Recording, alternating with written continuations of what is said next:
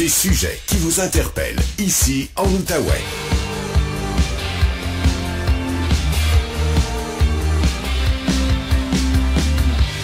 Voici Louis-Philippe Brûlé. OK, de retour à l'émission avec Patrick Filion, qui est microbiologiste et professeur au Cégep de l'Outaouais, bien sûr, et qui va commenter encore une fois les sujets chauds en matière de santé publique. Salut Patrick. Salut LP. D'abord, les cas de norovirus sont en hausse un peu partout au Canada, incluant ici dans la région, on n'y échappe pas.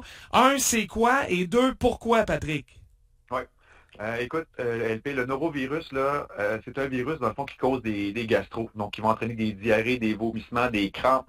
Donc, c'est pas, contrairement à la COVID, c'est pas un nouveau virus. Là, on le connaissait trop bien, celui-là. Puis les cas avaient diminué pendant la COVID, là, avec les mesures sanitaires et tout. Mais là, il fait un retour en force, puis il frappe particulièrement fort là, cette année. Donc, disons, le nombre de cas là, est revenu à une valeur, disons, normale de pré-pandémie.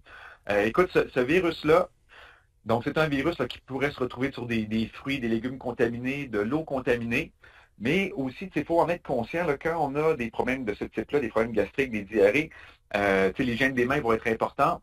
Mais j'aurais un petit conseil à donner à tout le monde, puis j'en parle souvent dans mes classes, là. Quand quelqu'un est malade à votre maison, donc soit des vomissements ou des diarrhées, quand vous flushez, en bon français, la toilette, de grâce, abaissez le couvercle parce que ça provoque une tempête de bactéries et de virus qui sont projetés partout dans les airs. Ben voyons donc, ça propage les bactéries dans l'environnement de la maison. Écoute, LP, j'ai fait des expériences chez moi, puis je montre ça à mes élèves, là. Quand je le montre, tout le monde prend l'habitude par la suite de baisser son couvercle. C'est sûr que, écoute, quelqu'un qui est on va dire, qui est en santé, qui va aux toilettes puis qui flush, le pire qui va arriver, c'est que ces bactéries-là ou ces virus-là vont se déposer dans l'environnement, mais c'est des bactéries qui ne te rendent pas malade. Mais quand quelqu'un a la gastro et que ces virus-là, dans le fond, se déposent partout dans ton environnement, écoute, pense juste à 2 secondes à ta salle de bain, là. Qu'est-ce qu'il y a autour de ta toilette? Est-ce qu'il y a des brosses à dents? Est-ce qu'il y a des verres d'eau? Donc, si vous prenez par la suite votre brosse à dents et vous brossez les dents avec, vous déposez directement les virus et les bactéries dans votre bouche. Ouais, j'ai le goût de dire bon appétit tout le monde. Bon appétit tout le monde. Puis, écoute, moi je me rappelle quand mes parents disaient la gastro court cette année, ouais, mais si quelqu'un est malade dans la maison puis qu'on flush puis que ça se propage partout, ben même si on fait attention, par exemple avec le lavage des mains, ben le virus étant déposé sur les surfaces, brosse à dents, verre d'eau, etc., robinet, ben c'est fort possible qu'on y touche et qu'on se contamine.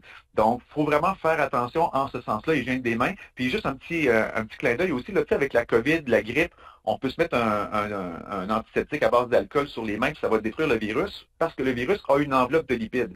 Mais le norovirus n'est pas affecté par les antiseptiques à base d'alcool parce que lui n'a pas cette fameuse enveloppe-là. Donc, il faut vraiment se laver les mains avec de l'eau et du savon pour physiquement retirer le virus parce que l'alcool ne fera pas la job. Oui, puis se laver les mains, c'est pas 5 secondes. Il faut chanter la petite chanson. Oui. Là. Exact, on chante la petite chanson, puis on frotte comme il faut, les ongles, les doigts, partout. On fait ça comme il faut. J'aime tes conseils ce midi. OK, deuxième sujet, Patrick, puis ça te concerne parce que je pense que tu as un enfant, toi, qui est asthmatique. On apprend que les mesures sanitaires, justement, ont fait en sorte que le nombre de crises d'asthme a chuté de moitié chez les enfants, selon une étude qui a été réalisée dans la région de Montréal. Oui, donc dans le fond, les médecins scientifiques dans le coin de Montréal, donc on calculé dans le fond le nombre de visites avant, pendant et après la pandémie et toutes les mesures sanitaires.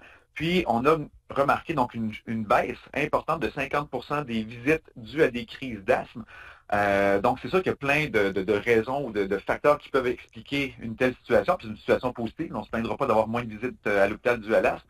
Donc c'est sûr que par exemple la distanciation sociale, moins de transmission des virus respiratoires qui eux, peuvent provoquer ces crises d'asthme-là. Donc rhume, grippe, puis la COVID de toute évidence. Donc, en ayant moins d'irritation au niveau des poumons, donc on a moins de crises d'asthme. Puis il y a même une étude aussi qui est intéressante qui démontrait que, à Montréal, avec au début du confinement, là, quand tout était fermé, la pollution atmosphérique a quand même diminué de plus de 10%. Donc, ça aussi, c'est un facteur qui aggrave les crises d'asthme. Oui. Donc, ça pourrait expliquer aussi la baisse du nombre d'enfants dans la région de Montréal là, qui ont été amenés à l'hôpital en raison de la crise d'asthme.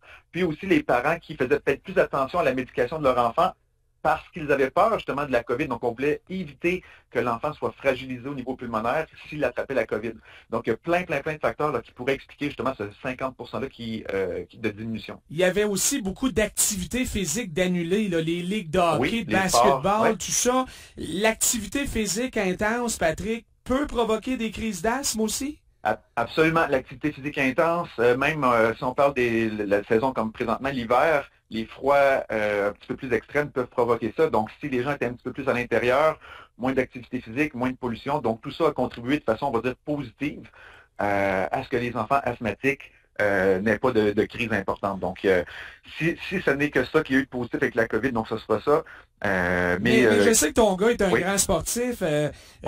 C'est pas au point où on déconseille aux asthmatiques de pratiquer certaines activités sportives, Patrick. Non, absolument pas. À moins que vous ayez vraiment un cas très, très sévère. Moi, mon garçon, c'est je veux dire, c'est un asthme un petit peu plus, on va dire, allergique s'il est irrité ou quoi que ce soit. Mais moi, c'est un joueur de football, mon garçon, donc quand il fait ses matchs, là, il traîne pas sa pompe ou quoi que ce soit, donc c'est pas des cas très, très lourds. Mais non, au contraire, là, si les enfants peuvent bouger, il n'y a rien de mieux justement pour activer la circulation sanguine, la respiration et tout. Parlant d'athlètes, et là je reviens à la COVID, on apprend que la saison de Jonathan Toews des Blackhawks est terminée à cause de la COVID longue. Et rappelle-toi comment les gens disaient, si on est en santé, la COVID, il n'y a pas de problème. On parle d'un athlète professionnel qui est en excellente forme physique. Comment on explique ça, Patrick? Écoute, jusqu'à un certain point, j'en connais autour de moi des gens qui ont eu la COVID de tous les âges, puis la COVID longue. Il y a un pourcentage de malchance là-dedans. Donc, on sait, le Jonathan Toews, c'est un athlète professionnel. Il n'est pas très vieux, je pense qu'il a 34-35 ans. Donc, il mène une vie là, active. Ce que l'on considère comme une personne en santé, mais il a été atteint par la COVID, puis bon, en souffre encore des conséquences là, après un an ou deux. Je crois qu'il avait mentionné qu'il avait des problèmes aussi au niveau de son système immunitaire, donc ça pourrait expliquer peut-être aussi là, dans le fond, qu'il y a eu de la difficulté à combattre le virus et qu'il en a encore des conséquences fâcheuses. Donc quelque chose de génétique probablement. Là. Peut-être de génétique, effectivement, qui aggraverait son cas, mais je pense que le point à retenir, c'est ça, c'est que la COVID longue, la COVID pointe, on ne sait pas encore ses effets à très long terme. Donc, on a des gens qu'on connaît qui souffrent de cette maladie-là, dont leur quotidien est chamboulé. Donc, faut pas prendre ça à la légère, là, même si pour la plupart des gens, là, ça va être une infection qui va durer quelques jours, puis on va s'en remettre. Oui, perte d'énergie, douleurs musculaires, maux de fatigue tête, extrême, etc. Au moins, il y a des études là-dessus et ces gens-là sont accompagnés, Patrick, maintenant, je pense.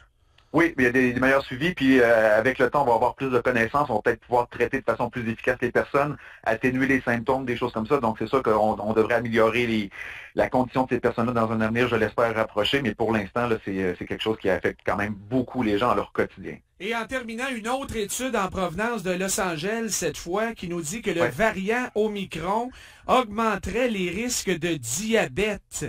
Ma question là-dessus, pourquoi Omicron et pas les autres variants? Écoute, Alpé, ça c'est une bonne question. Peut-être qu'on parle de diabète, mais aussi d'hypertension artérielle, d'hypercholestérolémie. Le mécanisme comme tel par lequel ce virus-là en particulier, et non pas ses prédécesseurs ou les variants qui ont suivi, entraîne ces problèmes-là, on ne le sait pas. Il y a beaucoup d'études qui sont faites, mais on a, dans le fond, on a observé ça. C'est une étude à Los Angeles qui a été faite sur 24 000 patients.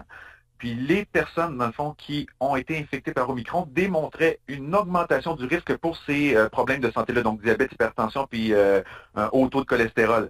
Puis si je peux me permettre, LP, les vaccins, on le sait, sont pas parfaits. On espérait qu'ils nous protègent mieux, qu'ils nous empêchent d'être infectés, puis c'est pas le cas. Mais cette même étude-là démontre que les personnes vaccinées versus non vaccinées et qui ont été infectées par la suite par Omicron, les personnes vaccinées, non vaccinés avaient 3 fois plus de chances d'avoir le diabète et 2 fois plus de chances de faire de l'hypercholestérolémie et de l'hypertension. Donc, les vaccins ne sont pas parfaits, mais dans cette étude-là, on démontre très clairement qu'ils ont eu un effet positif pour diminuer, dans le fond, les problèmes de santé qui arrivent par la suite de l'infection à Omicron. Donc, si je peux redorer un petit peu leur blason, là, je vais le faire aujourd'hui. Non, il n'y avait pas juste du mauvais, puis il y avait une certaine forme de protection, puis ça en est une preuve. C'était un peu ça, à quelque part, là, l'histoire du diabète causé par Omicron et de l'hypertension et tout ça. C'était un peu une forme de COVID longue, au fond, Patrick, c'est dans la même famille? C'est dans la même famille, parce que dans le fond, c'est des répercussions à long terme sur notre santé. Exact. Donc, la seule chose qu'on ne sait pas, c'est le mécanisme exact par lequel le virus entraîne ça, mais on le sait que ce virus-là, à la base, c'est un virus respiratoire, mais on l'a démontré depuis un certain temps, il entraîne des problèmes au niveau rénal, digestif, cardiaque, donc C'est un virus là, qui, je pense qu'il ne nous a pas encore démontré toutes ses facettes. Et là, on le voit là, avec des problèmes de santé là, qui peuvent être franchement dangereux, là, on s'entend, puis problématiques, puis qui compliquent la vie des gens par la suite. Là. Ben, un bon examen général s'impose pour les gens qui nous écoutent, qui n'ont pas l'habitude d'y aller chaque année.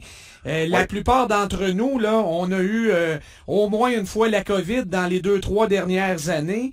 Peut-être que ça serait intéressant. Un bon check-up, comme disait ma mère à l'époque. Un petit check-up annuel, puis dans le fond, pour les médecins de famille aussi qui vont avoir à recevoir ces patients-là, peut-être de tenir ça en compte, justement, que si vous avez des patients qui ont eu la COVID, ben, peut-être de jeter un petit coup d'œil sur le diabète, même si c'est pas quelque chose qui est peut-être familial ou très fréquent dans une famille X.